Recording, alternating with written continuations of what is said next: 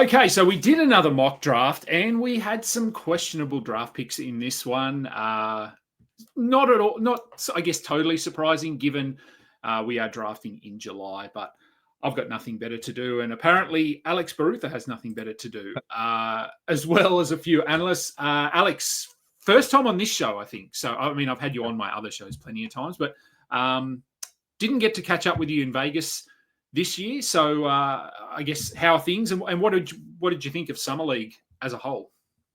Yeah, things are going well. I mean, on the Rotowire side, we're full prep mode for the upcoming season, projections, outlooks, everything. So, and this was my first redraft mock, so was excited to see how it went. But Summer League was cool. I mean, the only thing that's sort of annoying about Summer League these days is like Cooper Flagg or VJ Edgecombe or whoever else. They play 2 games and then it's just over. Yeah. And your sample size is so small. It's like they look great, but it's sort of hard to see some of these guys, the real high level guys, Yeah. perform a lot.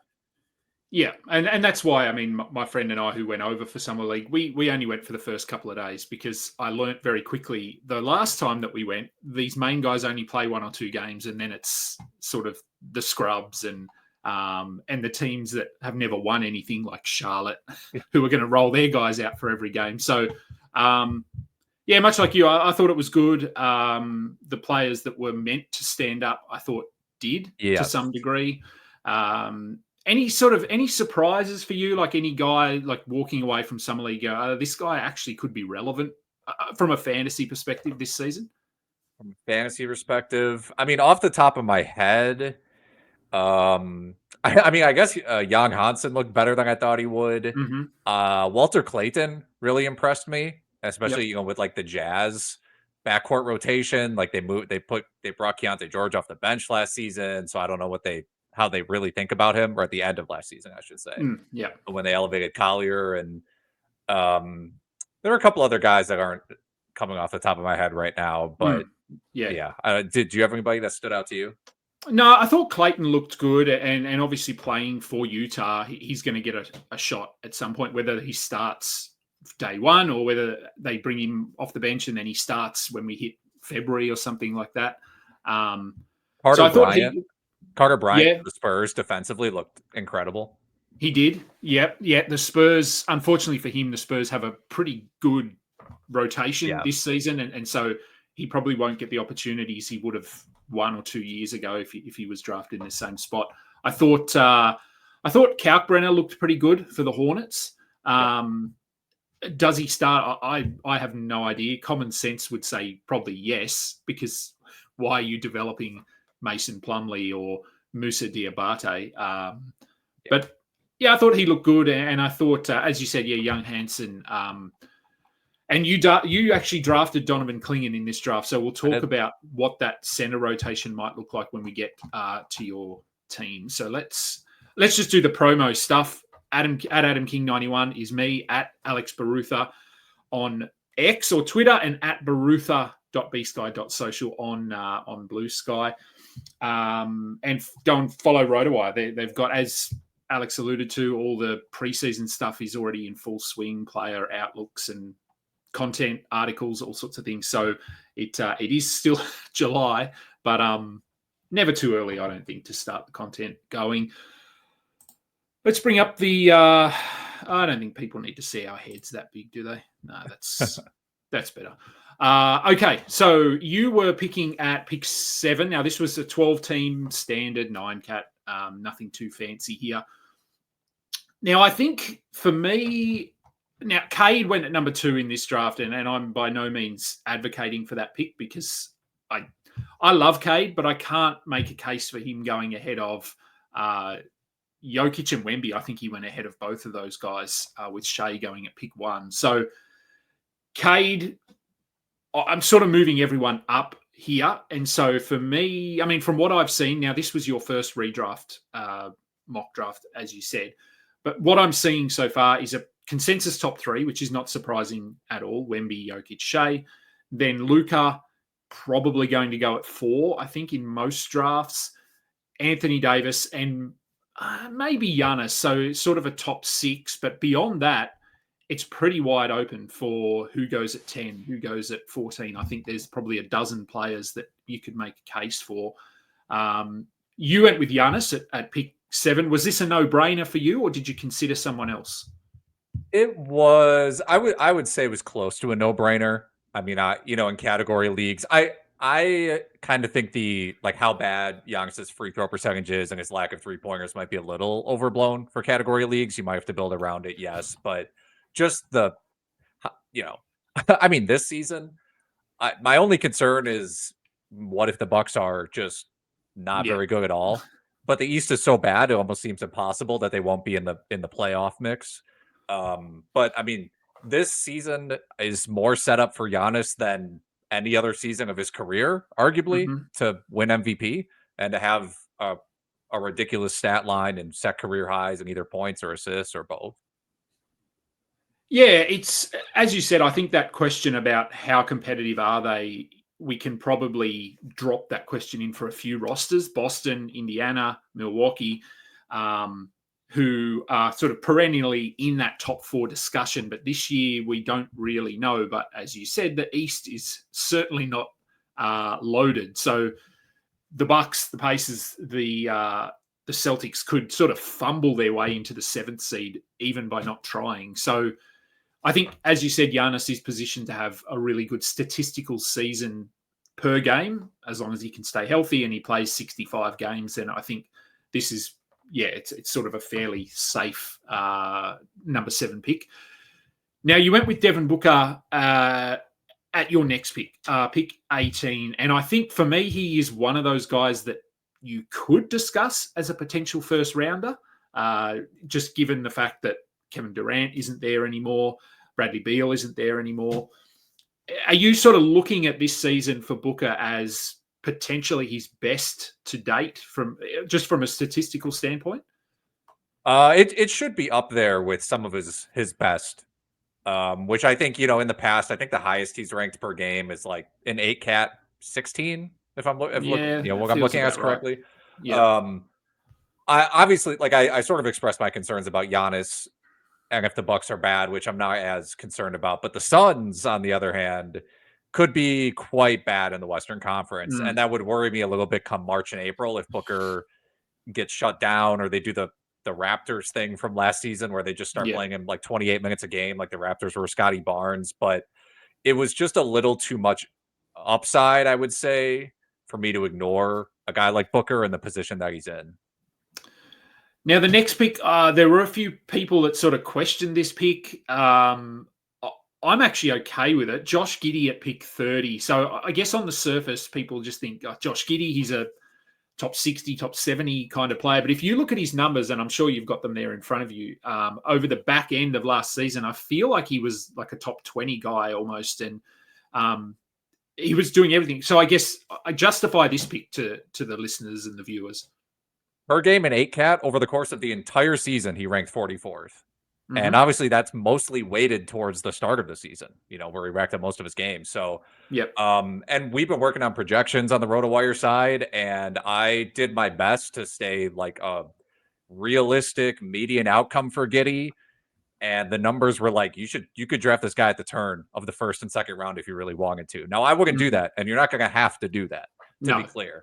And I don't even really like Josh Giddey that much as a player. Like, I don't think he's ever going to be a number 1 or a number 2 option on a team that has title aspirations. And whatever the Bulls are doing, Josh Giddey is like driving the car, right? I mean, he is in theory their most valuable prospect and the guy they should want to highlight the most, whether they decide they want to keep him or trade him. And he took over the offense at the end of last season. So and he's hammering out some of the bad stuff in his game, like increased his steal rate last year, shot better from 3. So I think in the 3rd round, I honestly debated drafting him where I drafted Booker. I just figured there was less of a chance Booker would be available later. Yeah, and Booker wouldn't have been. I mean, I agree. I think Giddey, obviously this whole contract situation is a little bit weird and frustrating, but it's not surprising given it's Chicago. And you mentioned a team with title aspirations. Chicago always have title aspirations for whatever reason. But Giddey was fantastic down the stretch last year.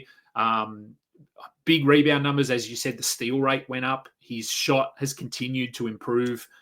So trajectory is there, assuming that they do come to terms on some sort of a deal and he is their starting point guard and they just roll him out there with Kobe White. I think they formed a good little partnership there. So I'm weirdly okay with Giddey.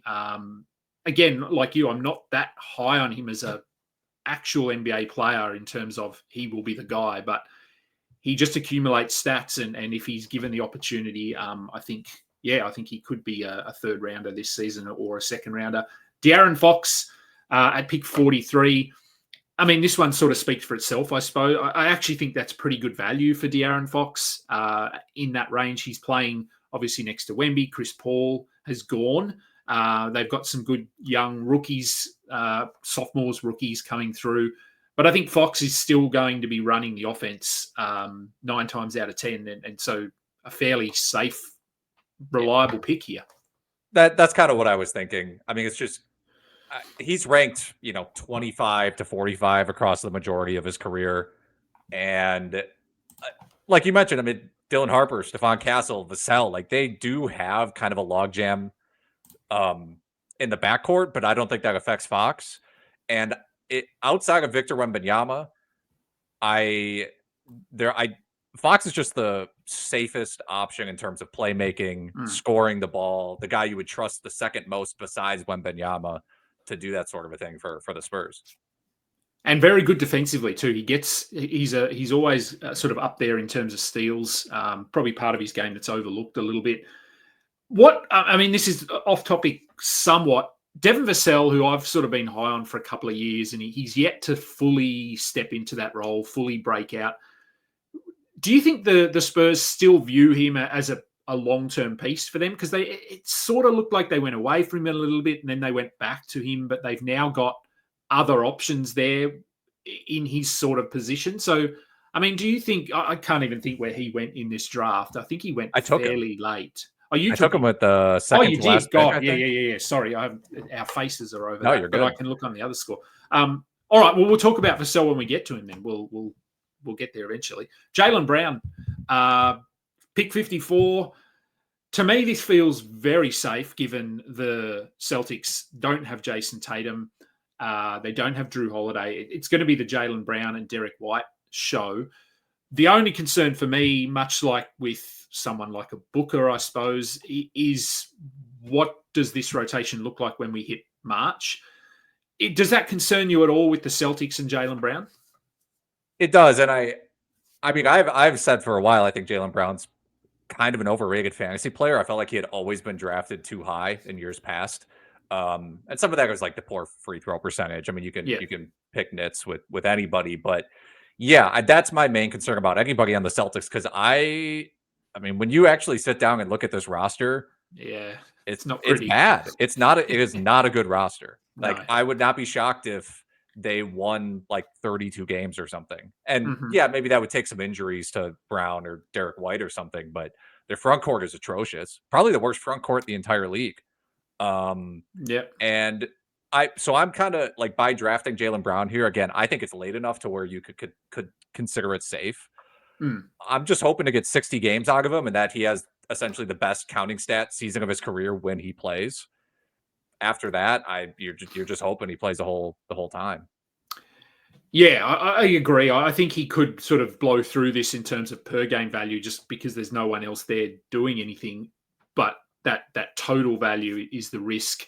And look, if we're being honest, Jaylen Brown hasn't been a picture of health. He's had some soft tissue things going on, some knee things. So the Celtics may lean into that and just say, hey, we're going to basically not shut him down, but we're focusing on the next season when Jason Tatum returns, and let's just develop some young guys.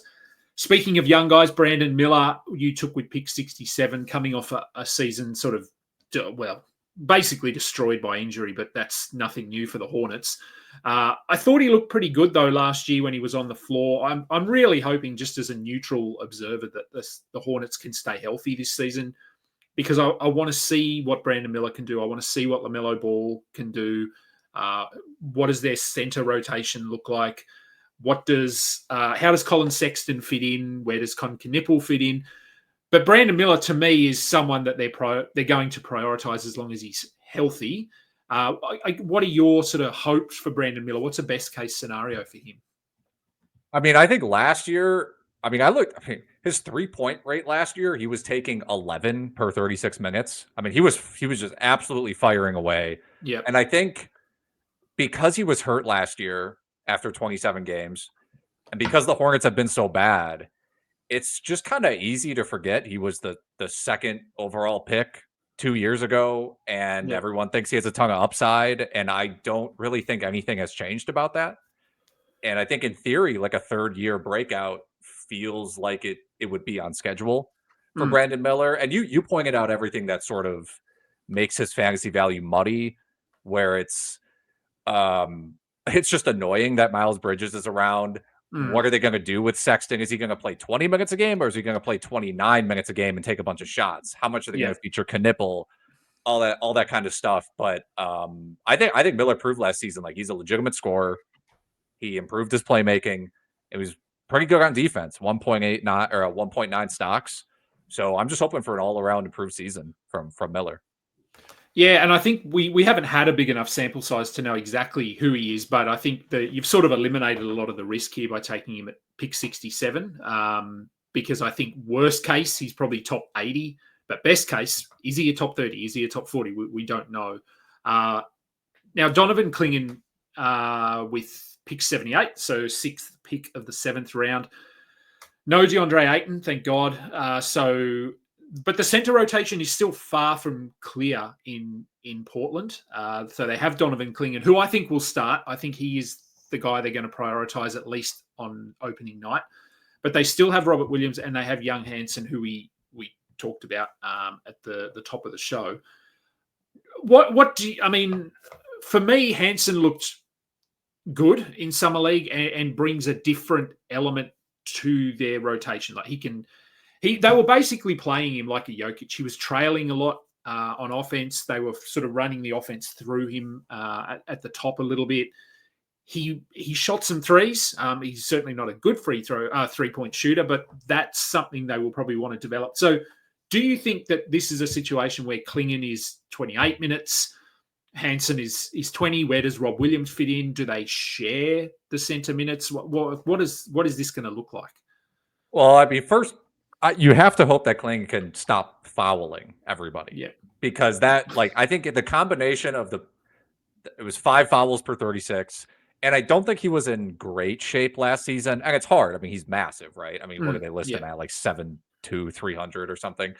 But I think in our preseason projections, I projected him for 27, 28 minutes a game. Mm-hmm. So that's sort of my expectation. And I don't know what to think about Robert Williams. I just don't. Yeah. Like, I don't know. I sort of pretend he's not there, for better or for worse, maybe. And I think they will try to trade him at some point because he's an expiring contract. They don't really need him. Like, you just dump him for a second round pick to a contender or something. And Hansen, as good as he looked in Summer League, it's hard for me to imagine, like, he looks so good that they need to split minutes with Clingan. Yeah. And you mentioned the playmaking with Hansen. He's certainly the best playmaking center on the roster. Clingan passed the ball a little bit last year. I mean, it was more so towards the back half of the year. And I think ultimately what I'm just hoping for out of Clingan is, can he just kind of turn into what Walker Kessler turned into, which is, if you give him the minutes, he could get you 12, 12, and 2 with like 65% shooting. Hopefully he stops taking threes and ruining his field goal percentage. Because I don't think he'll ever be able to do that. But I'm just hoping for a breakout. Might be a little too strong, but just a better season and more minutes. Yeah. I think it'll be interesting to see where they go. I guess the Rob Williams is sort of the wild card there, because we don't know what they view him as. And if they want to, and I mean, you said you pretend he's not there. Well, he's actually not there most of the time because he's always injured. Right. But if they want to trade him, if they want to get anything back in a trade, they need to probably demonstrate that he can be healthy. And so does that mean that Hansen sort of doesn't play for a period of time? Or, anyway, there's question marks there, but I do think Clingan, obviously, of the three is the safest and the one that they're going to prioritize. Now, Larry Markkinen, you went with at pick 91, how the mighty have fallen in Utah. He was, 2 years ago, he was a top 30 player, something like that. Yeah. And then I think last year, everyone sort of soured on him, and he justified that. And so now we're souring on him even more. I mean, do you have any hopes here that he can get back to being the player that he was when he first came over to Utah, or is he sort of hamstrung by the fact that Utah are still pretty bad in a loaded Western Conference? My hope is that he'll get somewhere between where he was last season and where he used to be, which, like you mentioned, was a top 25, top 30 player. Yeah. Last year he was hurt quite a bit, and I think, but at some point, like if you're the Jazz, you need to, like both he and the Jazz need to prove that he can play better than he did last year. Because I don't think he wants to be on the Jazz, and I don't think the Jazz are all going to be there. But to get rid of him, he has to play 30-something minutes a game and play well, or no one will trade for him. So some of this is like, it's a leverage play where can it get worse? And even I think if you get him at 91, even if they shut him down for March and April, I think you still get value. Like if you have to drop him in March, and you picked him 90th, and he gives you, 55th per game production, I think you still count that as a win.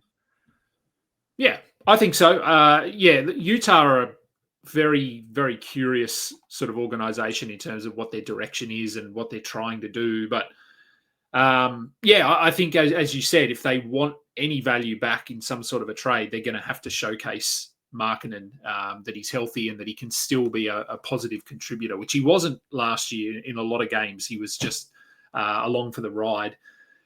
Now, speaking of along for the ride, Paul George at pick 102. Now, I mean, to me, this is a no-brainer pick because Paul George only has to play 50 games here and you get value. But does he play 50 games? And speaking, I guess, teams with no direction or a confusing direction, the Sixers, I don't really know what to expect from them this year. But Paul George was pretty bad. He's already injured before a ball has been bounced. But at pick 100, you take your shot and you hope for the best. Yeah, I mean, I don't necessarily think the end of my draft is that, like, I'm not chasing crazy upside young players, and I don't necessarily think Markkinen and Paul George will be available come real drafting season, September, October. But to answer your question more directly, it's not good that he needs surgery. I do not trust him to play more than 55 games. No. But again, if you're the 76ers, you're just stuck with him, and you're stuck with Joel Embiid. And if those guys are on your team and the East is so weak, you're like, maybe we have a chance at least to make the conference finals or something. Is that a realistic outcome? I don't think so. But they essentially have no power forward on the roster other than Paul George. And I think the backcourt, to me, Paul George is George and Maxey. I think those guys' roles are like probably the most secure in terms of minutes per game on the roster. Everybody else, I have no idea. I don't know how many minutes per game Joel Embiid is going to play. Edgecombe, Oubre, Grimes, McCain. That's all really confusing to me. The Paul George thing is just like, it's kind of a Hail Mary throw in fantasy that feels like it's not as much of a Hail Mary because it's pick 102. Yeah, and Joel Embiid falls into that discussion as well of a Hail Mary. Like, where does he go in drafts? I have zero trust. I just think he's done pretty much. You watch him play last year. He has no lift. He has no speed. He's going to get stats because he's massive and he's such a good player. But I don't think he's pushing back in. Like, some people have sort of said, he's got first round upside. And I'm like, well, I'm not sure he does have first round upside anymore because I just don't think he can play 30 minutes a night. I think they would want to limit him to 26. But who knows? Nick Claxton, coming off a pretty good season by all accounts. I think given Brooklyn were playing about 400 players, 20 minutes a night, the rotation was really frustrating. I thought Claxton actually was pretty healthy, played decent enough. And to get him at 115, he's a double-double with good defensive stats. I just don't know what his upside is, and I don't know if he's sort of their long-term center, but at the moment, he's their starting center, and he's going to play 30 minutes a night. This is another pick, kind of like Giddey, where I'm not really a Nick Claxton guy. But at this value, he's their starting center. I think it's actually, the thing is, if you look at his like 8-cat or 9-cat value, it's gotten worse over the years but I don't think it's necessarily because he is getting worse as a player. It's because the Nets have been so bad that they've just been giving the ball to Claxton and just being like, try something. Can you play make? Can you hit a mid-range jumper? And you see that through his assists are increasing, his 3-point attempts have been increasing, his mid-range jumpers have been increasing, and it's correlated with a decrease in his fantasy value. Yeah. And they also seem to like Day'Ron Sharp. I love Day'Ron Sharp. You got Noah Clowney there as well. But my hope in drafting him, and you may have to draft him higher than this again come like October, but is that they get back to just running more pick and roll with him. That some of these guys that they drafted, like Yegor Demin and Traore, and maybe Cam Thomas can evolve more as a playmaker, that he can just go back to running pick and roll and getting easy dunks and not shoot as many threes and that sort of a thing. And we'll just, Devin Vassell was your next pick, but we'll just skip over him because we're talking about the Nets anyway. You took Cam Thomas with your last pick at pick 139. Still hasn't re-signed. It sounds like he wants more money than the Nets are willing to give him. This is a sort of a Giddey situation. But a guy that has proven he can be a 20-plus point scorer. And I think has sort of added little bits to his game. I'm still not going to say he's going to give you high defensive numbers or assists, but I think he's doing a little bit more and trying to do a little bit more. And at a pick 139, again, absolute risk-free guy at that point, given the upside, especially on the offensive end. I mean, I think there's some. I think the public perception of Cam Thomas has taken sort of like a weird downturn, whereas he still projects to be their number one playmaking option. And I know Michael Porter Jr. is there, but who knows if Michael Porter will do anything besides touch the ball and shoot like he did in Denver. Yep. And Thomas, he increased his assist percentage. He and Claxton were pretty good in the pick and roll last year. And he is a really, really talented offensive player, and his year got derailed by injuries last year. Another guy who I saw him play in person, and I was like, man, this guy he's just good. I don't know what else to say. And so I think there's still a lot of upside. Maybe not a ton of upside because he had like a 30% usage rate, but enough to where he should be drafted, in my opinion, probably before pick 100. Yeah, I think so. I would take him above sort of an RJ Barrett probably, and Barrett goes in that 100 range. Tobias Harris goes in that range. Like I'd be taking the upside on Cam Thomas. I think Devin Vassell you took with your 11th round pick. We touched on him sort of earlier, and I guess what do you think the Spurs want from Devin Vassell? Have their expectations changed? Given the fact that his development hasn't stalled, but I don't think it's progressed at the rate that they've wanted it to, and they have brought in additional pieces. So where do they view him now? So I think it's important that he was hurt to begin last season. I forgot if it was like a foot or an ankle. Might have been a foot. So he didn't start last season healthy, and I think that kind of affected like his shooting percentages, although they were okay. But I think the main thing we saw last year was his assists declined. And I do wonder if because they have so many guards who project as playmakers, if Vassell is going to be mostly a catch and shoot guy on the perimeter who plays great defense. And I do worry that in terms of fantasy, that will translate to worse fantasy production. Especially in like points leagues. But, he's been hovering around like the 70 to 90 range the past 3 seasons per game. And that's kind of generally what I expect from him. But yeah, I don't know if he's going to be that guy who's going to average like, 20 points and 5 assists like it seemed like he might be. And it doesn't really seem like he has all-star upside to me anymore. But I think he's still a really, really good real-life player. And I do wonder what's kind of going to happen with their rotation. Like Harrison Barnes is still around. It's weirdly easy to forget about Jeremy Sohan. So I think there's a world where Vassell kind of ends up sliding as like their power forward, even though he's only 6'5". Yep. So I'm not concerned, but like I think that he's maybe tapped out his fantasy potential already. Okay. So yes, look. I mean, overall, I think your roster was one of the more accurate in terms of where a guy's going to be drafted, why you're taking players. You were pretty happy with your draft overall? I was, yeah. I think like my picks, yeah, like you said, I just some of these guys at the back half of the draft will not be available come October. But I do feel like for the most part, picks like 1 through 3, are pretty realistic. Like Giannis, Booker, Giddey. I think there's a pretty good chance come September, October, you will be able to get that trio.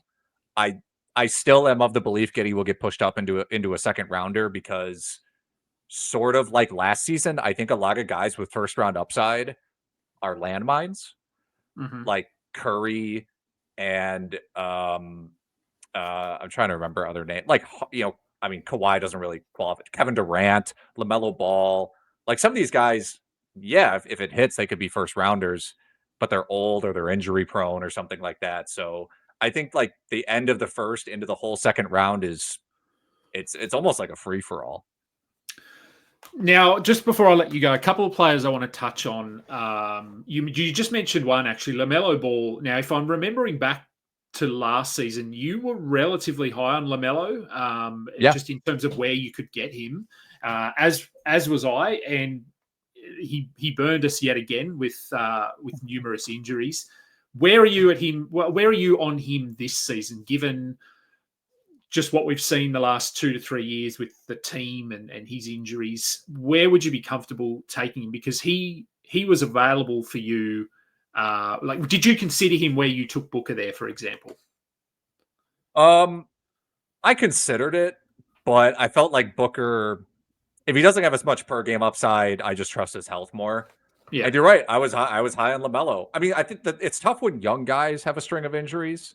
You're like, well, they're young. They can break out of it, right? I was in mock drafts. I very often ended up with like the 9th, 10th, 11th, 12th pick, and I would draft like Trae Young and then LaMelo back to back. Was sort of like my strategy last year. But this year, I think he's firmly a second rounder. There's just no reason to you shouldn't have to go higher than that. No. I will say if he's there for me in the third, it's almost a guarantee I will take him. But if it's a second round, this year I may avoid him more than I have in the past. Yeah, I agree. I think he still has that first round upside, but there's just too much risk attached to his name now to sort of take him, as you said, in the second round.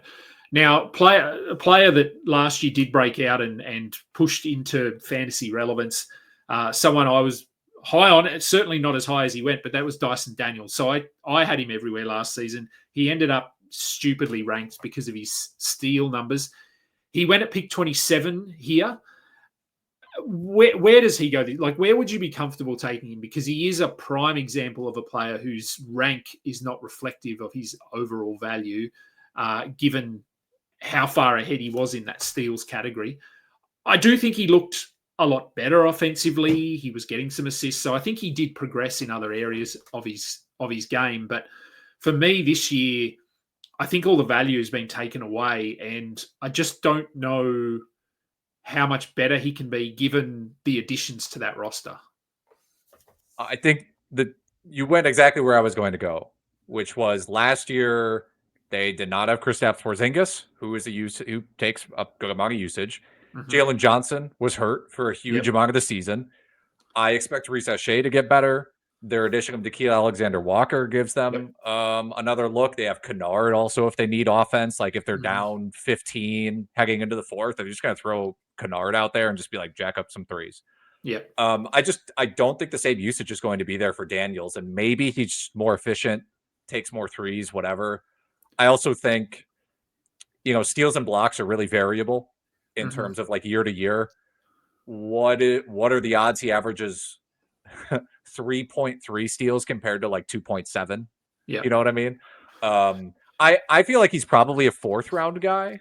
Because the steals are really valuable and he can stuff the stat sheet a little bit, but that I think that's where I would look to target him, is probably the 4th round. Yeah, I think for me that's about right as well. Sort of, anywhere beyond about pick 30, I'd rather get him beyond pick 40. But I feel like someone in most leagues will reach for him given the upside defensively. And in certain bills, obviously that his value does rise if you're punting points and points and rebounds or points and assists or something. Maybe he goes up, but. I still think he probably leads the league in steals. But as you said, if he goes from 3.3 to 2.7 or 2.5, that drops his fantasy value probably 3 to 4 rounds straight away. And he goes from being a 2nd rounder to a 6th rounder. So I feel like he'll be drafted too high. And then coming into the next season, he'll probably settle into a nice range where he should be going. Now, the last guy I want to talk about is Cooper Flagg. He went at pick 35 in this one, so 11th pick of the 3rd round, just ahead of Jalen Johnson. Well, what are your thoughts on Flagg? So where are you going to have to take him in drafts as we move closer to September, October? It seems like I think he'll go higher in points leagues, but it does seem like he'll probably settle in like that 35 to 55 range. And I will say I feel like I probably have more mixed feelings about Cooper Flagg this season than a lot of other people. I'm not like a complete pessimist. Like I'm not like he's a bust. Yeah. But I don't think it's going to be easy for him. Like it's just, and I think it actually helps that they got D'Angelo Russell, because I don't think Flagg is ready to be like a lead playmaker. And teams are not going to. I don't think teams are going to guard him from the 3-point line. And what happens if he has the ball on the perimeter? He's running a pick and roll. Either they're going to switch or they're going to go under. And then Anthony Davis is Anthony Davis going to be standing out from 3? Do teams respect that? Obviously, Gafford or Lively is going to be in the paint. I think it's just going to be a really clogged paint for him. I think he'll be fine. But to me, personally, I wouldn't really consider him before pick 50. And again, he had a lot of blocks upside in college. Is he going to be blocking shots at the NBA level when he's playing the 3? With Anthony Davis and Derek Lively? Same with the rebounds. Is he like Davis and Lively or Gafford are going to grab all the rebounds? I think Flagg is going to be leaking out to try to get the fast break opportunity. So I think there's some stuff that maybe doesn't translate exactly the way it did from college in the NBA level, but if you're just talking pure ADP, I think it will probably be like 40. Yeah. I think if you're sort of looking to get him at pick 50, I'll probably go on record and say you probably won't get him in most drafts, which that's fine. I think I'd probably go a little bit higher, but I even think that he'll go too high for me, because I just feel like he's going to be someone that's hyped and pushed into the 2nd round in a lot of spots. Especially given the uncertainty around the back end of the 1st round, early 2nd round. I'm not saying he will go there, but someone who's picking at pick 3 might just come back and go, I'm going to take Cooper Flagg and go for pure upside at pick 21 or 22.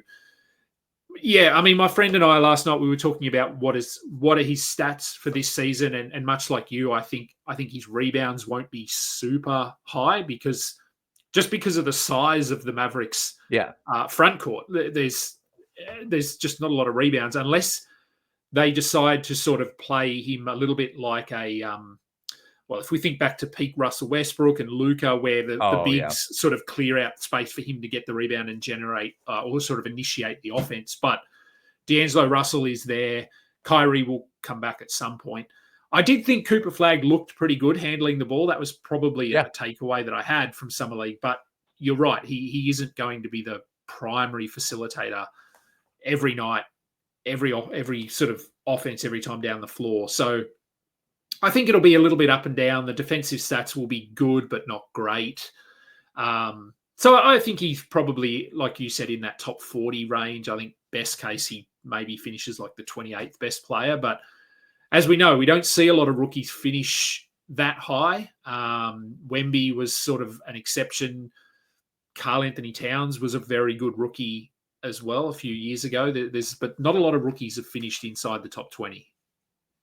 They haven't. And like I said, I think he'll be good. But, when you think about, like, I feel like when I think about his summer league, what really stands out to me was the transition play. Yeah. And he took a lot of mid-rangers. We'll see what happens. But yeah. I know I just won't get him. It just won't be the case. It's just there's guys every year who it's like, I like this guy. I think he's perfectly fine, but I know the hype is too much, and we'll never end up with them. Yeah, I feel like Jalen Williams is getting a little bit of that hype this year. Probably. I feel like I was that guy last year drafting him really high, and now I think people are coming for it this year. Yeah. I've seen him he's in that discussion as do you take him at pick 12 and pair him with someone on the turn? Anyway, it'll be interesting. We're still 2-3 months away, I think, from the start of the season. So we've still got a lot of water to go under the bridge and that sort of thing. So, look, I'm going to let you get out of here. As you mentioned at the top, Rotowire's got stuff going on. Where can people find everything? Rotowire.com/NBA is really your best bet. Just go on the landing page. We got featured articles up there. The news is up there. You can find our custom rankings and outlooks for every player's on each player's page. So that's really just the easiest way to find what we're doing. All right, go and find Alex over on the socials. Follow me, follow Old Man Squad, like and subscribe. Do all of that stuff if for whatever reason you are watching fantasy basketball content at the end of July. Thank you, everyone, for tuning in. I'm Adam King. He is Alex Barutha. You've been listening to Stuff It, a fantasy basketball podcast. We are done.